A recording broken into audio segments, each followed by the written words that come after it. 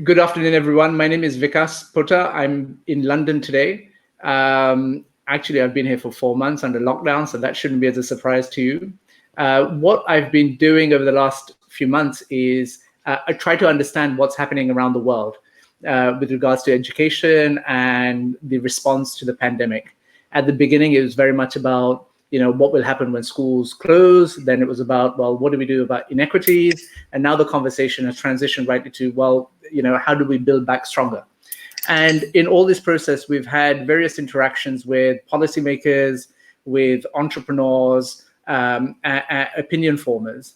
And today, I am delighted that I have with me someone who I admire greatly, a lady called Betsy Corcoran, who co-founded EdSurge, which rapidly became the leading information hub for teachers, entrepreneurs, and school leaders with a commitment to EdTech. She led EdSurge as CEO for 8 years, and in 2019, she negotiated its successful acquisition by ISTE, the International Society for Technology Education. Betsy has received national recognition for her work as a journalist and has contributed immensely to the development of our ideas around what works when it comes to education. Betsy, welcome to this live stream, which is taking place on Twitter and LinkedIn on my accounts. You have been one of those people that's had a ringside seat on the development of the sector. And I would say much of that has been since 2011, since you founded EdSurge. And you have encouraged, you have cajoled, you have been very, very supportive of the sector. What are the evolutions that you've seen over that time in education technology? And I say this in the context of where we are today. So firstly, I want to look at the last so many years and what you've seen. And then the next question is about, well, what do you see going forward? So if you could address the first question, please, Betsy, but welcome. Thank you. And lovely to chat with you. We are in lockdown too, and so it's always nice to see people online. When I made the transition out of kind of pure technology journalism into education, I spent a year working in the school systems as IT support. And what I learned at that point was that teachers were not Luddites who hated technology. They were the most pragmatic people on the planet, because in 2010, if you wanted to use technology in the schools, you had to manually go and update every single computer in the school. And so, for example, in a school of, say, 350 kids, you might be running 6 different operating systems. And at least in the United States, we didn't have enough IT people to actually make the computers work. So from the point of view of educators, it didn't work. The big change that happened around 2010 and 2011 was all the work that had happened on the corporate side to move technology into the cloud came to education. And suddenly that one IT person could manage a fleet of 1,000 desktops or 1,000 computers. And so suddenly technology became something that teachers could turn to more reliably. Not every day, and God only knows, it still does not work for many, many people, but it started to get a lot closer. So that was a big, big change that suddenly said, we can make this technology work a little bit more. What we've seen over the last 10 years then have been entrepreneurs kind of rising to that and saying, now that we think that teachers will be able to use technology when it's current, how can we build technology that genuinely looks at the needs that they have and isn't just warmed over from the corporate side, but actually serves them? And so that's really been what's happened over the last 10 years. And that's the evolution of the whole EdTech world has been about individual entrepreneurs trying to understand their customers, educators, learners, students, that sort of thing, and build technology that serves their needs. We have another big cataclysmic change going on right now. And so that means that the opportunities are different, the change is different, the need is different, and that will change our world again. I mean, so Thank you for that. I mean, the conversation that I think a lot of people are interested in is whether these changes are irreversible that we see. So as a result of homeschooling around the world, you've seen technologies being adopted, whether it's MS Teams, whether it's Zoom, or whether it's House Party, all of these kind of platforms, if you want to call them that, have come into their own. And the question I think that is being asked is, do you see that continuing as a way of delivering or putting education, provision beyond the classroom? So let's think about what the trends are that we see, right? We see enormous health concerns, certainly in the United States, which is what I can speak to the best. What every school system has said is that their choices about whether they're teaching in the classroom or whether they're telling students to stay home are entirely driven by the public health statistics and the vulnerabilities of different communities. Right now, the amount of things we do not understand about coronavirus vastly exceed what we seem to understand. We don't have a way to identify which populations are the most vulnerable. We don't have a way of protecting or even measuring the degree of protection that we have for communities. And so the result is that, we're going to see in the United States a tremendous number of schools either having only physical part-time attendance, or in many instances, such as, Los Angeles, San Diego, other places, they're going to be saying, you know what, kids, you're not coming back into the school. That means that all of those families are going to be changing their lives to figure out, how do I care for my children, educate my children, and, oh, by the way, earn a living so I can afford to feed my children. Once people change their habits, once they change what they do, they'll then at some point make a choice about which do they prefer. Do they prefer the new way of doing things, or do they prefer the old way of doing things? At some point, we get to go back to schools and have dinner and have conversations in person. God only knows. I think we all hope we will. But, most of the reports that I'm seeing suggest that we've got possibly 2 years or so before people are going to have a high degree of confidence for extended person-to-person interactions. And so do I think this is going to be going on for a while? Yeah, I do. And by the time you've gotten through 2 years, you've changed all of your habits. And then people will make a choice about whether they prefer to be more isolated or they prefer to have some degree of interactions.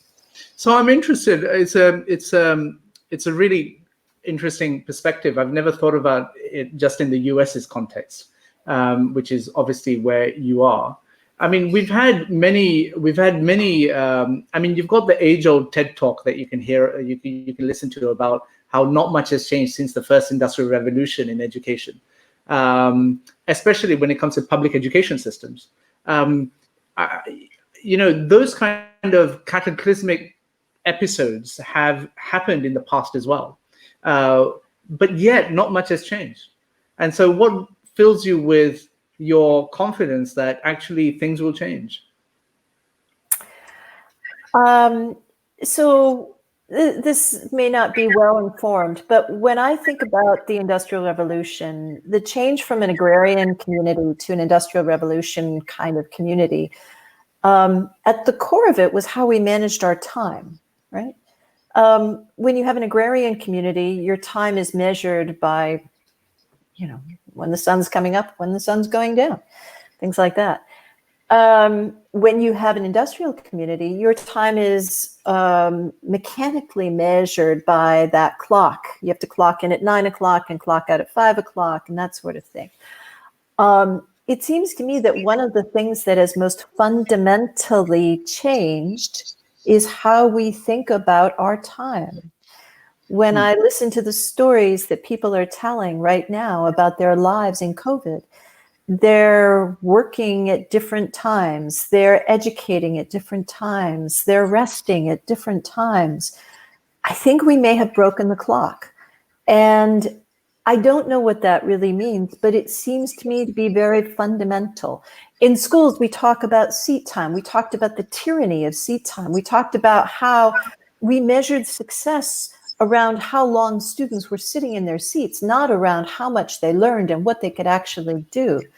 When we break the clock across the world, across everything that we do, we've, by definition, broken seat time, something that we've wanted to do and tried to do, but couldn't figure out how to do it. I think we've broken time, and or at least our sense of how we measure time, and that is fundamental. So I actually think that this is as big as the shift from agrarian to industrial revolution, and this is the big shift now. That's really, again, a really unique way of thinking about it. I hadn't done that.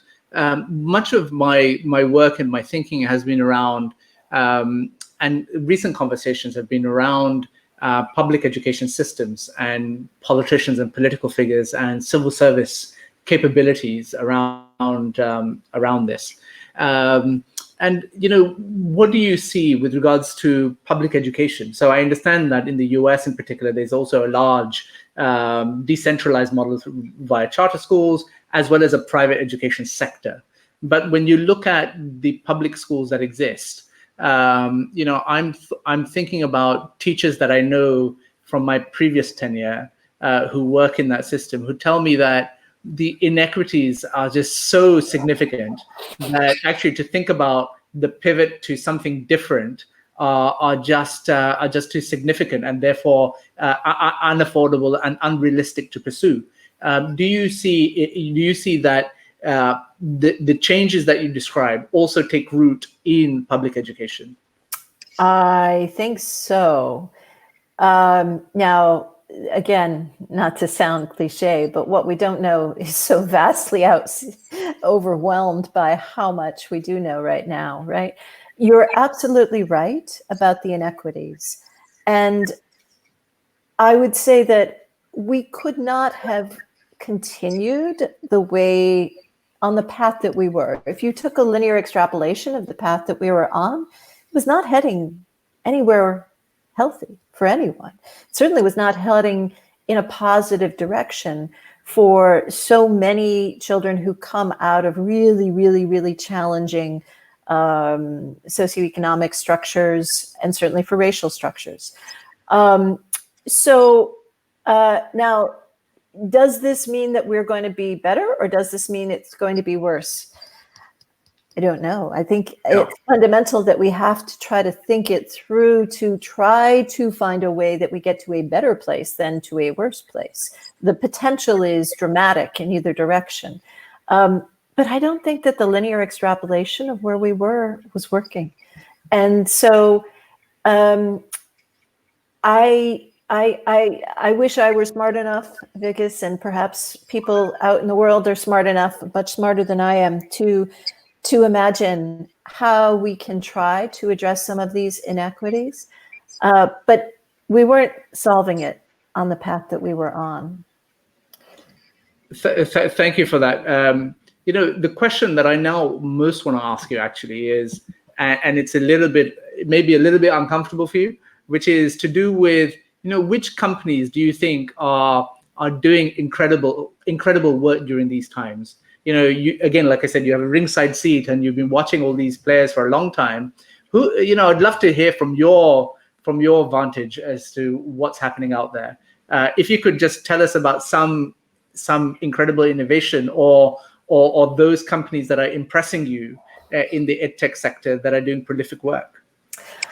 I'm going to answer it first with a story, which is when I was a reporter at the Washington Post, I had the privilege of attending some sessions with Bill Gates and Steve Ballmer, who were then running Microsoft, and with a collection of other reporters. And I distinctly remember sitting around with a group of them and Bill saying, yeah, the company we have to worry about is the company we can't even describe right now.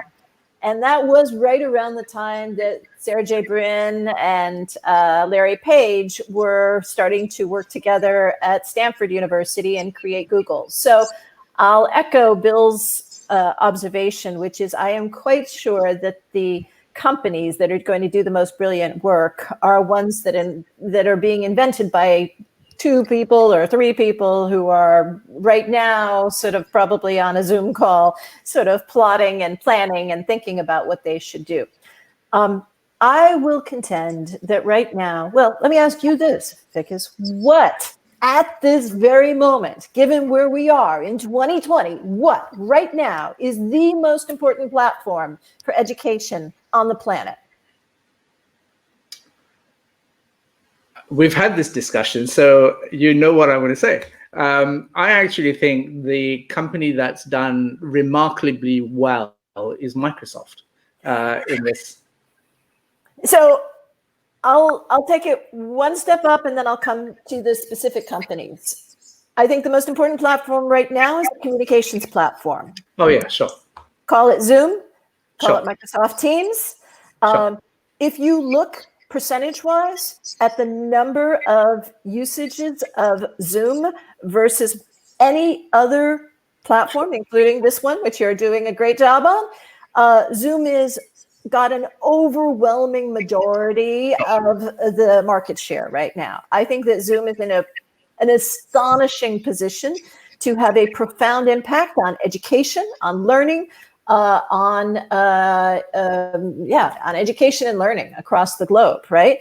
Microsoft Teams is starting to really jump in and trying to figure that out. I would argue that Google Hangouts is a serious laggard in this, and I have yet to meet anyone who says, I can't wait to get on that Google Hangout. So Google, hello, where are you? Apple isn't really playing in this.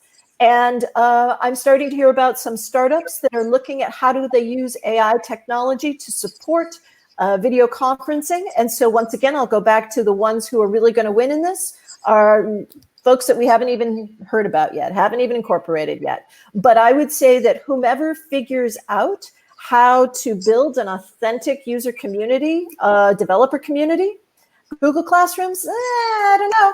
I'm not hearing it for folks, but maybe. Zoom is massive, absolutely. Jeffrey, you're totally right about that. I think that right now Zoom is wildly in the lead. But to use an American metaphor, we're just on round 1 of the Kentucky Derby. You got the whole, 3 races to win the Triple Crown ahead. And so we'll see. So it's a really important distinction that you make regarding communications infrastructure and platforms, which are obviously one part of what is considered to be the tech ecosystem, an important part of it, nonetheless, as we've seen. But what about the pure EdTech providers? So, for example, I think about personalized learning as one of the true powerful things about the use of tech in learning. What are you seeing in that sector? We're seeing a tremendous amount of work, once again, in AI. We're seeing a lot of work in learning sciences. Some of the support that the Schmidt Foundation is giving to developers is very fundamental. All of the work in personalized learning is got the challenge of managing privacy at the same time. And so it will be somewhat gated by our understanding of how do we manage privacy, how do we manage data privacy, and what are the means that we have of both protecting people, but also then continuing to use the kind of data that you need to use to make personalized learning genuinely personalized. So there's a back and forth there of the two. Do we need great content? Absolutely. We always need great content. Marit, you're absolutely correct on that. So Marit is one of the best teachers in the world, maths teacher from Finland. And what I wanted to ask you, and I suppose end this conversation on, is around what you see to do with teachers and their centrality in the development of EdTech in the US. Because a lot of the companies that I have seen, the startups that I've seen and in my previous tenure looked to investing in, were not really run by teachers or had teachers at the core of what they were doing. Do we see a shift in that at all during these times? Certainly, I hope so. I mean, one of the things that we heard at the conference that you very, very powerfully organized, we heard so much around teachers saying, we are leaders. We can be leaders. We are closest to the students. We are learners ourselves, and therefore we really could be leading. So I would encourage all educators to stand up and demand the recognition that they are so richly deserved to be leaders in this area. I think we saw in the US, we saw a lot of EdTech companies started by people who had a couple years experience in the classroom. A huge number of those companies were started by former Teach for America alumni. So I think it's a little bit incorrect to say that they were totally disassociated from the classroom. However, the teacher voice needs to be heard, and it needs to be strong. It's something that we tried to do at EdSurge, and that EdSurge continues to do, and that ISTE continues to do. And so I would say, absolutely, this is the moment for people who really have a deep personal connection to learning and to teaching to stand up and be recognized. Well, thank you, Betsy. Thank you. I end on a note for those that are watching, saying that one of the things that has come out from the T4 conference that we organized in May is the next event and showcase that we're doing is around something called World Education Week.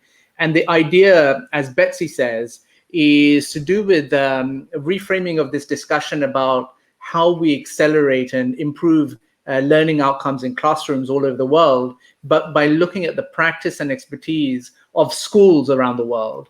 And providing them the opportunity to take part in this global showcase of 100 virtual events that will take place that week. And so if you're a school leader, I know in many parts of the world, we're on summer break and summer vacation now, but I would encourage you to go to worldeduweek.org and apply if you have an area of expertise that you believe is truly world beating, that someone else could jump on and actually embrace and thereby improve their outcomes in their system of education as well. So it's worldeduweek.org, and the week takes place from the 5th to the 9th of October this year. Betsy, thank you so much for your time. I'm very grateful for your insights.